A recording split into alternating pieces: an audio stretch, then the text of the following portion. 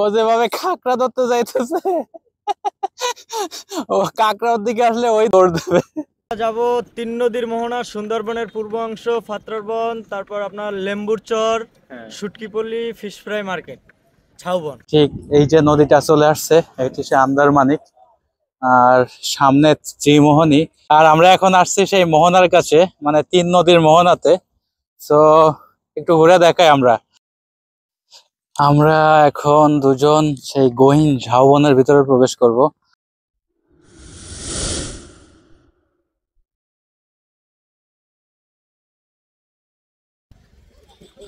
আমরা কুয়াকাটা প্রথম দিন দুপুরে খাওয়া শেষ করে বাইক নিয়ে আমরা বের হয়েছি স্পট দেখার জন্য। তো আমাদের বাইক বসে ওই পাশ দিয়ে নামছে, আর আমরা এই মূলত সমুদ্রের পাড় গেছে বাইক নিয়ে। আমরা এখন সে কয়েকটি স্পট দেখার জন্য যাবো, তো অবশ্যই আপনারা আমাদের সাথে থাকবেন। পুরো জুতো বালুতে ভরা। ভালো ঢুকে গেছে। পুরো জুতো বালুতে ভরা।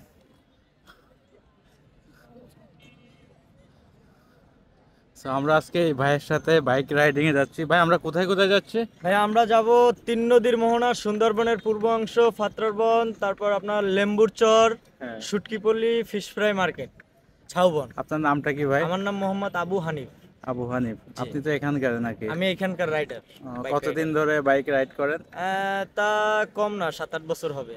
তো বন্ধুরা, আমরা আবু হানিফ ভাইয়ের সাথে এই কয়টি স্পট ঘুরে দেখবো এবং আপনাদেরও দেখাবো। তো অবশ্যই কথা না বাড়িয়ে চলুন আমাদের রাইড শুরু করা যাক।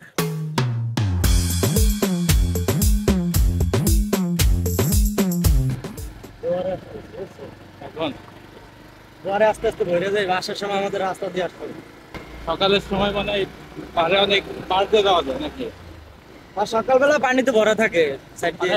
পানি কম থাকে কখন এখানে? দুপুর টাইমে পানি কম থাকে। দুপুরে এই যে পানি কম ছিল, এখন জোয়ার আসছে, আস্তে আস্তে পানি ভরে যাইব।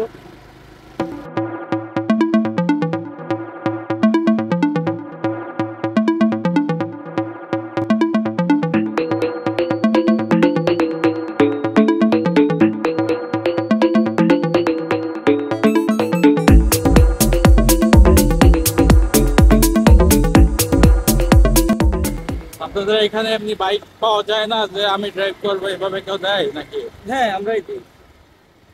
ওইটা কিভাবে কি করেন আপনারা? মানে কি ডকুমেন্টস লাগে বা কিভাবে কি?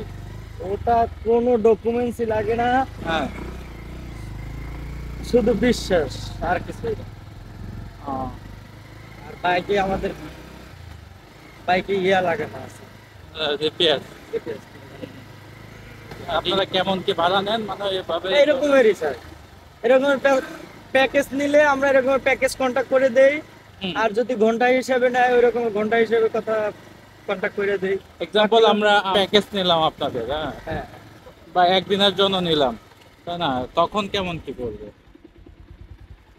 মনে করেন পুরো ফুল যদি নেন, যেমন এদিকে আমরা মনে করেন এখন 600 টাকা যাচ্ছি না, হ্যাঁ আবার ওদিকে ধরেন আমাদের 1200 টাকা, 1250 টাকা ভাড়া। হ্যাঁ। ওদিকে ধরেন একটা গেস্ট মনে করেন ভাড়া যেটা চাম ওইটা তো আর দিবে না, দিবে না না, তারা ওইখান থেকে তো অবশ্যই ডিসকাউন্ট নেবে। অবশ্যই। 1000 টাকা দিল, ওকে। হ্যাঁ, তা সারাদিনে মনে করেন 1500-1600 টাকা। মানে বাইক আমি নিলাম, আমি চালাবো, হ্যাঁ। আপনারা 1600 টাকা দিতে হবে এমন? তেল তেল তেল আমার সাথে, আমাদের গাড়িতে তেল ফুল ভরাই যায়।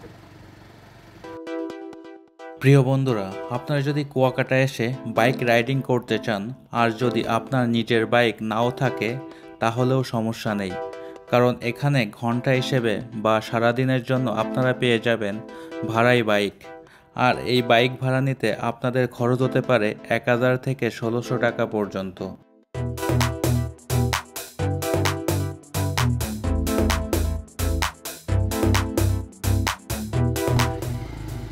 কি এখন আসে নাই, বুঝতে আসছে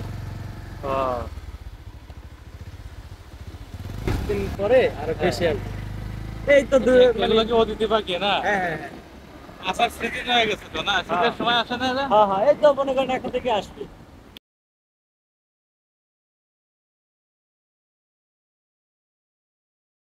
তো তো বন্ধুরা আমরা বাইক নিয়ে আমরা প্রথম স্পট আমাদের শুটকি পল্লী, আমরা চলে আসছি সেই শুটকি পল্লীতে। দেখতে পাচ্ছেন যে এখানে সেই শুটকি মাছগুলো দেওয়া আছে, শুকাচ্ছে। আর এগুলো কি মাছ আমরা অথবা এরকম জানি না, কাছ থেকে একটু দেখানোর চেষ্টা করছি। যদি আপনারা জানেন আমাদের জানাবেন। মনে কি মাছ এগুলা?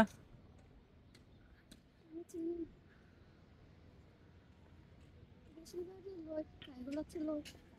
লটকা ফিশ।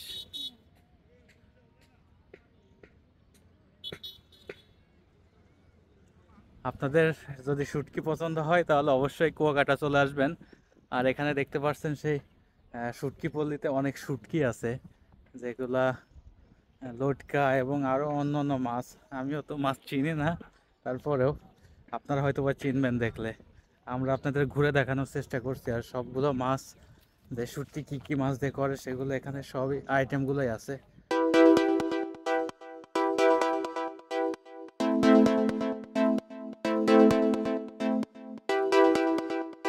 কুয়াকাটা সমুদ্র সৈকতের 7 কিলোমিটার পশ্চিম প্রান্তে আছে শুটকি পল্লী। এখানে প্রচুর জেলেদের বসবাস। মূলত নভেম্বর থেকে মার্চ মাস পর্যন্ত এখানে চলে শুটকি তৈরির কাজ। সমুদ্র থেকে মাছ ধরে এনে সৈকতেই শুটকি তৈরি করেন জেলেরা। কম দামে ভালো মানের শুটকিও কিনতে পাওয়া যায় এখানে।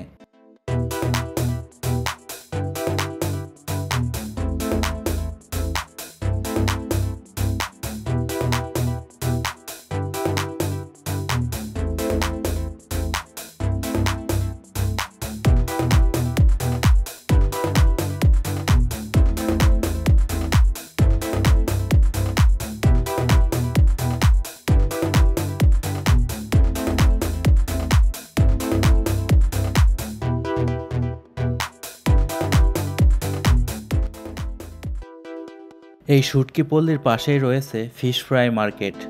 আপনারা চাইলে এখান থেকে তাজা বিভিন্ন মাছ কিনে এখানেই ফ্রাই বা বারবিকিউ করে খেতে পারবেন। আর এই মার্কেট সব সময় খোলা থাকে। এটা কি এটাই লেম্বুর চর? এটা লেম্বুর চর। আসলে এখানে কোনো লেবু বাগান নাই, তাহলে? এটা একটা বার্মিসের উপরে নামকরণ করা হয়েছে। এই জঙ্গলটা হ্যাঁ এদিকে আরো প্রায় 2.5 কিলোমিটার 3 কিলোমিটার মতন ছিল। হ্যাঁ তা ওই সময় আমাদের এই অঞ্চলে হচ্ছে আপনার এই যে রাখাইন যারা আছে না, হ্যাঁ রাখাইন, ওরা হচ্ছে আমাদের এই অঞ্চলের আদিবাসী। তাই এই রাখাইনরা মনে করেন এইখানে ওই একটা রাখাইন ছিল, একাই থাকতো। ওনার নাম ছিল লেম্বু রাখাইন। মানে প্রথমে উনি এখানে থাকতো, হ্যাঁ। বাস করতো। হ্যাঁ। হ্যাঁ তারপরে এলাকার লোকজন আসছে, মনে করেন আমাদের নতুন মুসলমানরা আসছে গ্রামের ভিতরে হ্যাঁ বছর তারিখ করতে। ওই ওনার নামে আর কি বলছে যে লেম্বুর বাসা, লেম্বুর বাসা, লেম্বুর বাসা বলতে বলতে আর কি লেম্বুর চর হয়ে গেছে। ও, এখন আর কি আপনার ওই লেম্বু থেকে লেবু হয়ে গেছে। তখন এই। থেকে এই জায়গার নাম আছে লেবুর চর। হ্যাঁ, লেম্বুর চর। লেম্বুর চর, মানুষে তো বলে লেবুর চর। কুয়াকাটা সমুদ্র সৈকত থেকে 5 কিলোমিটার পূর্বে লেবুর চর অবস্থিত। স্থানীয়দের কাছে লেবুর চর বা লেম্বুর চর হিসেবেও পরিচিত। 1000 একর আয়তনের লেবুর চরে কেওড়া, গরান, গেওয়া, করই, গোলপাতা সহ বিভিন্ন প্রজাতির গাছ আছে। অতীতে এটি সুন্দরবনের অংশ হিসেবে থাকলেও বর্তমানে এই চর সুন্দরবন থেকে বিচ্ছিন্ন হয়ে গেছে।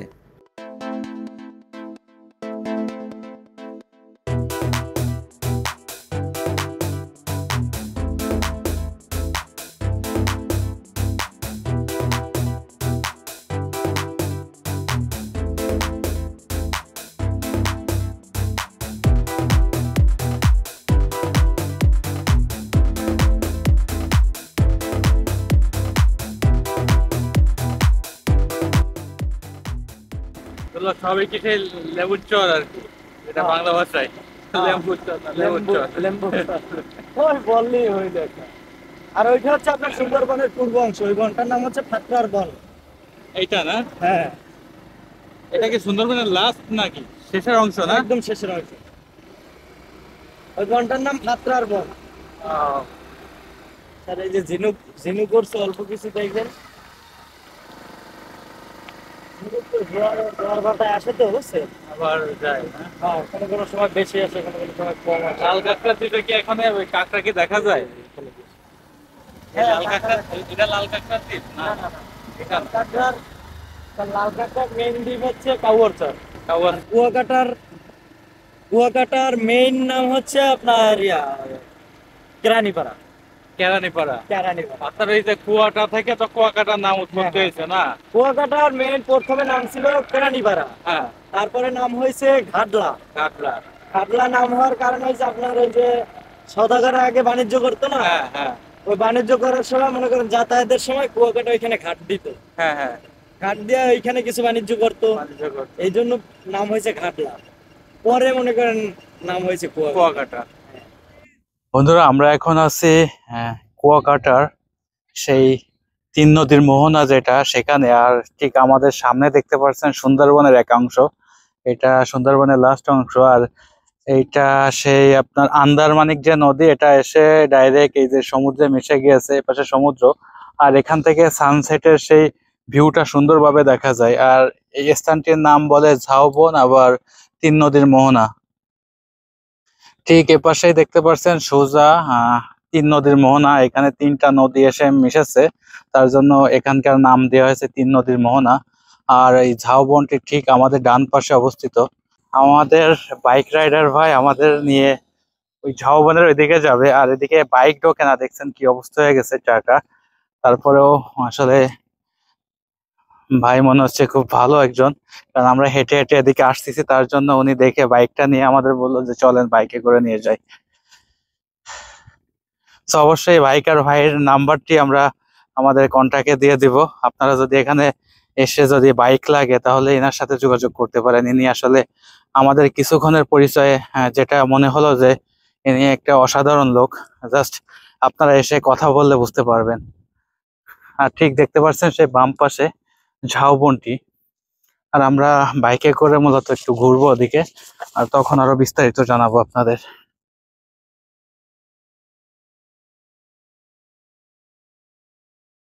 আমরা এখন আছি সেই তিন নদীর মোহনা, দেখতে পাচ্ছেন এখানে সেই তিনটি নদী। মূলত আমাদের ডান পাশ দিয়ে একটি নদী চলে গিয়েছে, আর বাম পাশে একটা নদী, আর সোজা একটা নদী এসে মিশেছে, এখানে তিন নদীর মোহনা। আর মূলত এই এই নদীটার নাম আন্দারমানিক। আপনারা দেখতে পাচ্ছেন যে এই নদীটির নাম আন্দারমানিক, আর এটি যে সোজা সেই কুয়াকাটা সমুদ্রের সাথে মিশেছে। আর ওপাশে দেখতে পাচ্ছেন সুন্দরবনের অংশ। আর ঠিক আমাদের ডান পাশে যে নদীটি, এটি হচ্ছে শিববাড়িয়া নদী, এই যে। আর ওই পাশের নদীটির নাম হচ্ছে নীলগঞ্জ। তো খুব সুন্দর একটি পরিবেশ, অবশ্যই মনোমুগ্ধকর একটি জায়গা। আসলে আপনাদের খুবই ভালো লাগবে। আপনারা যদি কখনো সময় পান তাহলে অবশ্যই এখানে এসে ঘুরে যাবেন। দেখতে পাচ্ছেন সেই আমার মিসেস খুব আনন্দিত, কাঁকড়া ধরার জন্য আছে। আর মূলত এখানে সেই লাল কাঁকড়া কিছু কিছু দেখা যায়, আমি দেখানোর চেষ্টা করব। আসলে দেখেন কাঁকড়া ধরার জন্য যাইতেছে।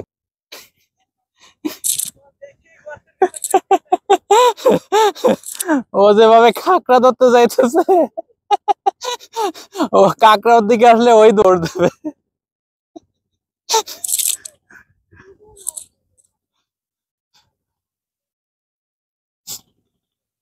আমাদের সেই কাঁকড়া ধরার অভিযান চলছে।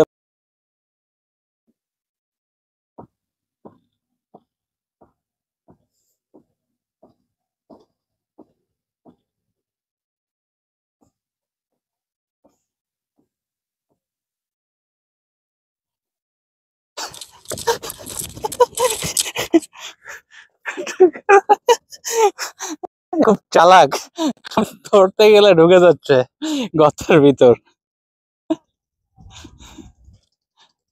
বুঝতে পারছেন যে এমন মাটির গর্ত করে এরা এখানে থাকে। আর যখন কেউ আসে ওদের কাছে, এরা মাটির কম্পনটা বুঝতে পারে, আর তখন এরা গর্তের ভিতরে ঢুকে যায়। ভাই পেয়েছেন? অবশেষে সেই সাকসেস হয়েছে, আমাদের ভাই লাল কাঁকড়া ধরে নিয়ে আসছে। আর আমরা এখন দেখবো, অনেক কষ্ট করছে ভাই কাঁকড়াটা ধরার জন্য। আর দেখি যে সেই লাল কাঁকড়াটি কেমন, আমাদের দ্বারাই কখনো সম্ভব হতো না। কি করে ধরতে পেলেন ভাই? ওয়াও, এই চোখটা কেমন একবার, চোখ সাদা। ইয়া করে রাখে, ওই যে সাদা একবার এন্টিনার মতো। এরকম খাড়া থাকে। ছাড়লেই ঢুকে যাবে। ছাড়লেই এই দেখছেন, চোখ খারাপ হয়ে যায় একবারে। ছাড়লেই দেবে তো। ভাই ধরে নিয়ে আসছে আর এখন ছেড়ে দিয়ে আমরা ট্রায়াল দিচ্ছি যে কোথায় যায়। এখানে তো গর্ত নাই, ও যাবে না কোথাও, অবস্থা না না না, ভয় লাগছে। কামড় দেবে। আরে, ভদ্র হয়ে গেছে।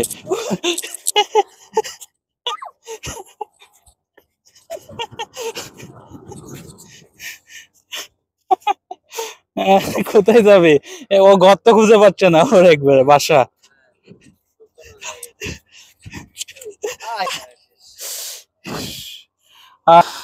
মজা করলাম খুব, আসলে লাল কাঁকড়া দেখার সৌভাগ্য আমাদের ভাই করে দিয়েছে। এগুলা কিসের ভাই? এগুলো কাকাই করছে, ছোট ছোট ও, কাকা। মনে হচ্ছে ভিতরে রাখা না। না, আলপনার মতো দেওয়া।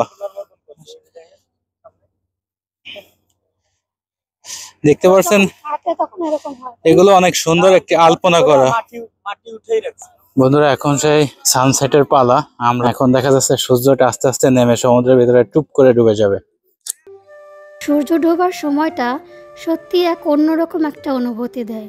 দিনের শেষে যখন আকাশ লাল, কমলা আর নীলের মিশালে রাঙে ওঠে, তখন মনে হয় সময় থমকে গেছে। এই মুহূর্তটাকে অনেকেই শান্তির, অনেকেই বিষাদের, আর অনেকেই আবার এক নতুন দিনের আশার প্রতীক হিসেবে দেখে। সূর্য ডোবা আমাদেরকে জীবনের চক্রের কথা মনে করিয়ে দেয়।